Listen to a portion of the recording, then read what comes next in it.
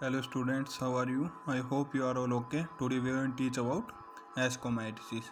ठीक है, इसको हम सैक फंजाई भी बोलते हैं क्योंकि एस्को का मतलब सैक ही होता है। ठीक है, इसके अंदर बताया गया है कि जिसके जो मोस्टली जो फंजाई है वो मल्टीसेलुलर होती है। एग्जांपल हो गया पेनिसिलियम। ठीक है, और रेयरली कोई यूनिसेलुलर है, उसके अंदर यीस्ट हो गई। यीस्ट एस्कोमाइटिस में ही आती है। ठीक है, इसका मोड ऑफ न्यूट्रिशन कैसे बताया गया है? सेप्रोफाइटिक होती है, डिकम्पोजर होता है या पैरासिटिक मोड होती है। पैरासिटिक मोड में क्या आ गया? कोप्रोफिलस भी होती है। कोप्रोफिलस का मतलब ये ग्रो करती है डंग के ऊपर। ठीक है, डंग होता है। ठीक है, वो काव या बफेलो वगैरह इनका उनके ऊपर जब ये ग्रो करेगी उसको हम बोलते हैं कोप्रोफिलस। इसके जो माइसीलियम होते हैं, हाइफे होते हैं जो कि माइसीलियम बनाते हैं, वो ब्रांच होते हैं और सेप्टेड होते हैं, मतलब सेप्टा से डिवाइड करे हुए होंगे, अलग अलग होंगे। ठीक है, इसके अंदर एसेक्सुअल स्पोर होते हैं, वो कोनिडिया होते हैं। ये प्रोड्यूस होते हैं एक्सोजीनसली, मतलब कि बाहर होते हैं। किसके ऊपर? स्पेशल माइसीलियम होते हैं जिनको हम कोनिडियोफोर बोलते हैं। ठीक है, उसके बाद जो कोनिडिया होते हैं वो जर्मिनेट करते हैं, तब ये माइसीलियम बनाते हैं न्यू हाइफे की। ठीक है, उसके बाद सेक्सुअल स्पोर्स आते हैं जो कि एस्कोस्पोर होते हैं। ये प्रोड्यूस होते हैं एंडोजीनसली, मतलब कि अंदर प्रोड्यूस होंगे। ये बाहर हो गए एक्जो, ये एंडो। ये सैक लाइक स्ट्रक्चर के अंदर प्रोड्यूस होते हैं। ठीक है, जिसको हम एस्की बोलते हैं। एस्की इसके नाम से एस्कोमाइटिस। ठीक है, अगर सिंगुलर होगा मतलब एक होगा तो उसको एस्कस बोलते हैं। These asci are arranged in different type of fruiting bodies that is called ascospore। बहुत सारे डिफरेंट टाइप के फ्रूटिंग बॉडीज़ के अंदर अरेंज होते हैं जिसको हम एस्कोस्पोर बोलते हैं। इसके बारे में हम पढ़ेंगे बेटा आगे, सारे स्ट्रक्चर वगैरह सब देखनी। इसके अंदर एग्जांपल बताए गए हैं एस्परजिलस, क्लाइसेप्स और न्यूरोस्पोरा। न्यूरोस्पोरा बहुत मेन होती है इसके अंदर क्योंकि ये यूज़ की जाती है बायोकेमिकल और जेनेटिक वर्क के अंदर। ठीक है, बहुत सारे मेंबर्स है इस स्पीसीज में, जैसे मोरल्स हो गए, ट्रफल्स हो गए। ये एडिबल होते हैं और कंसिडर किए जाते हैं डेलिशियस के रूप में।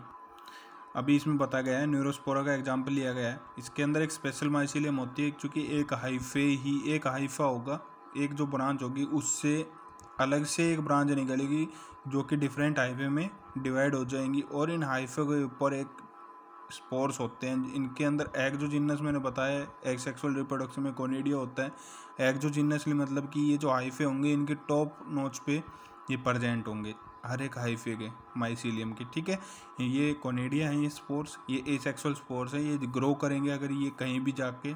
ठीक है, ये माइसीलियम फॉर्म करेंगे और इसको हम बोलते हैं कोनिडियोफोर्स। ठीक है, उसके बाद सेक्सुअल रिप्रोडक्शन आता है यहाँ पे। ये हो गया एसेक्सुअल, ये हो गया सेक्सुअल। ठीक है, ये न्यूरोस्पोरा दूसरी स्पीसीज है, ये अलग स्पीसीज का। ये जो कोनिडिया है ये एक स्पीसीज से आया, जो कि न्यूरोस्पोरा तो सेम स्पीसीज है। मैंने इसके दो पार्ट बना लिए। मान लो ये एक स्पीसीज हो गया ये, और ये दूसरी है। तो एक फर्स्ट वाली जो स्पीसीज थी उसका जो कोनिडिया उठ के आएगा, किसके? न्यूरोस्पोरा है वो, दूसरी उसका हाइफे होगा उसके टॉप नोच पे। ठीक है, इसकी नोच के ऊपर आके प्रेजेंट हो जाएगा। ठीक है, अटैच हो जाएगा। जैसे ही फ्यूज होगा इसके अंदर एक प्रोसेस होगी, दैट इज प्लाज्मोगैमी। ठीक है, प्लाज्मोगैमी का मतलब क्या है? जब न्यूरोस्पोरा की जो दो स्पीसीज है, अब इसका कोनिडिया इसके ऊपर फ्यूज हो गया, तो एक न्यूक्लियस इसका और एक कोनिडिया के अंदर था, वो आपस में फ्यूज होंगे, जिसको हम कैरियोगैमी बोलते हैं। ठीक है, फर्स्टली क्या फ्यूज हुआ?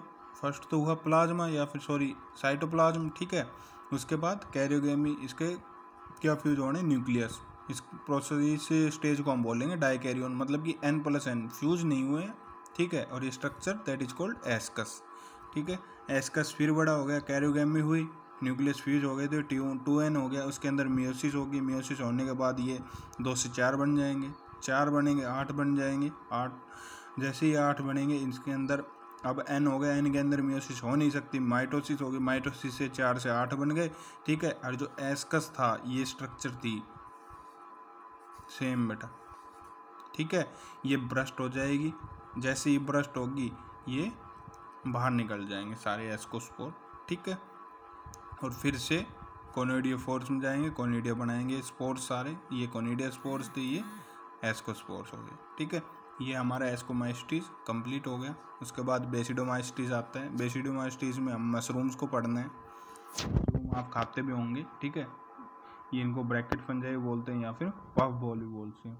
क्या करते हैं, ये ग्रो करते हैं सॉइल के अंदर या फिर लॉग्स के अंदर। लॉग्स इसे होते हैं प्लांट के या फिर ट्री स्टम्प्स के अंदर, ठीक है। ये लीव होते हैं, किसके अंदर लीव करते हैं, लिविंग प्लांट के अंदर भी करते हैं एज ए पैरासाइट। बहुत डेंजरस पैरासाइट होते हैं बेटा ये एग्जांपल बताएं रस्ट और स्मट। इसका स्पीसीज अलग अलग है, दोनों आगे आएंगी। माइसीलियम जो होते हैं इसके ब्रांच होते हैं और सेप्टेट होते हैं। चारों जो भी ग्रुप हैं, एस्कोमाइस्टीज, ड्यूटरोमाइस्टीज, फाइटोमाइस्टीज, ठीक है, बेसिडोमाइस्टीज, ये सारे एक दूसरे से जुड़े हुए हैं बेटा, किसी न किसी जैसे चीज़ एक ही है, बस डिफरेंस ये आता है ब्रांच है, सेप्टेट है, ए सेप्टेट है, ब्रांच नहीं है, माइसीलियम बतानी है, ये सारी चीज़ें आनी बेटा। एक एग्जाम्पल इनका पढ़ना है हमने। उसके बाद एसेक्सुअल स्पोर्स होते हैं, जनरली नॉट फाउंड, ठीक है, बट इनके अंदर वेजिटेटिव रिप्रोडक्शन होती है। कौन सा, फ्रेगमेंटेशन। सेक्स ऑर्गन इनके अंदर एब्सेंट होते हैं बट प्लाज्मोडेमी होती है। कैसे फ्यूजन होगा किसका, टू वेजिटेटिव या फिर सोमेटिक सेल का इनके अंदर, ठीक है, जो आगे हम अभी पढ़ेंगे। इसके अंदर बताया गया प्लाज्मोडेमी का क्या मतलब है। प्लाज्मोडेमी क्या होती है, जब टू हाइफे होते हैं ना, ठीक है, वो एक न्यू हाइफे को जनरेट कर देंगे। Two hyphae fuse to form new hyphae. ये टू हाइफे थे, इनकी एक एक ब्रांच गई, इन्होंने नया हाइफा बना दिया, ठीक है। ये नया हाइफा आगे जाके जब माइसीलियम बनाएगा, मतलब कि जब ये ग्रो करेगा, जर्मिनेट करेगा, ठीक है, तो दोनों के इसके अंदर न्यूक्लियस है, फिर डाइकेरियन स्ट्रक्चर है, इसके अंदर फ्यूज नहीं हुए हैं न्यूक्लियस, ठीक है। तो ये जैसे ही बड़ा होगा, जर्मिनेट करेगा, बेसिडियो कार्प बनाएगा। मशरूम की अपर स्ट्रक्चर जो होती है जिसको हम बोलते हैं बेसिडियो कार्प, जो कि फ्रूटिंग बॉडी होती है जिसको खाया जाता है, उसको यही हाइफे बनाता है, ठीक है। इसके अंदर गिल्स भी प्रेजेंट होते हैं जो कि इनर लेयर के अंदर होते हैं, ठीक है। गिल्स के ऊपर बेटा बेसिडियम होता है। ये छोटे छोटे स्ट्रक्चर दिखा रखे हैं इसके अंदर मैंने, ठीक है। ये बेसिडियम को बड़ा करके देखते हैं तो देखा जाता है कि जो इस हाइफे के अंदर दोनों न्यूक्लियस थे, इस हाइफे के भी और इस हाइफे के भी, यहाँ पे, ठीक है, वो दो न्यूक्लियस देखे गए हैं, ठीक है। बेसिडियम बोलते हैं स्ट्रक्चर को। इसके अंदर फिर कैरियोगैमी होती है बेटा, जो कि 2n स्ट्रक्चर बनाती है। फिर मियोसिस होगी, 2n हो गया तो मियोसिस होगी, क्योंकि 2n के अंदर ही मियोसिस होती है। और माइटोसिस सिर्फ n के अंदर होती है, हैप्लॉइड स्ट्रक्चर में होती है, डिप्लॉइड स्ट्रक्चर है। मियोसिस होगी, 2 से क्या बनेंगे, 4 बनेंगे, ठीक है। जैसे ही 4 बनेंगे तो ये बेसिडियम था, बेसिडियम के बाहर एक्सोजीनसली ना कि एंडोजीनसली ये स्पोर फॉर्म करेंगे, ये सारे न्यूक्लियस, ठीक है, जिसको हम बोलेंगे बेसिडियो स्पोर्स, ठीक है। ये स्पोर्स फिर से जर्मिनेट करके न्यू मशरूम बना देंगे। यही चीज़ यहाँ बताई गई है। कैरियोगैमी और meiosis take place in basidium, ठीक है। ये कैरियोगैमी हो गई और मियोसिस दोनों ही किस में होगी, बेसिडियम के अंदर, ठीक है। प्रोड्यूस क्या कर रही है, बेसिडियो स्पोर्स कर रही है। ये एक्सोजीनस मैंने अभी बताई, एक्सोजीनस बनाते हैं स्पोर्स, ठीक है। बेसिडिया या फिर बेसिडियम ये रही, ठीक है, अरेंज होती है फ्रूटिंग बॉडी के अंदर, किसके अंदर, बेसिडियो कार्प में। गिल्स के ऊपर बताया मैंने, ठीक है। एग्जांपल इसका कौन सा, एगेरिकस, कार्टिलेगो और कुक्सीनिया, ठीक है। स्मट और रस्ट मैंने पहले बताया था, ये आगे आएंगे अलग अलग स्पीशीज है, कार्टिलेगो और कुक्सीनिया अलग अलग, ठीक है। उसके बाद आता है ड्यूटरोमाइस्टीज, ठीक है। ये कॉमनली नोन करी जाती है इनपरफेक्ट फंजाई, ठीक है। स्टार्टिंग में देखा गया इनके अंदर सेक्सुअल रिप्रोडक्शन नहीं होता, सिर्फ एसेक्सुअल या फिर वेजिटेटिव फेस होती है, ठीक है। फिर बताया गया है जब इसकी सेक्सुअल रिप्रोडक्शन देखी गई तो इनको मूव कर दिया गया इनको इनकी रेस्पेक्टिव क्लासेस के अंदर। ऐसा पॉसिबल किया गया कि जो एसेक्सुअल या वेजिटेटिव फेस है ना, जो स्टेज है, ठीक है, उनको एक अंडर एक कैटेगरी के अंदर रखा गया, किसके अंदर, ड्यूटरोमाइस्टीज में, ठीक है। और सेक्सुअल स्टेज जब तक प्रेजेंट जब तक देखी नहीं गई थी तो इनको प्लेस किया गया किसी अदर क्लासेस के अंदर, किसी एस्कोमाइस्टीज या फिर जाइगोमाइस्टीज के अंदर, ठीक है। जब इनके अंदर सेक्सुअल स्टेज देखी गई तो इनको किस में प्लेस किया, ड्यूटरोमाइस्टीज में, ठीक है। Later again placed in the same group और सेम क्लास, ठीक है।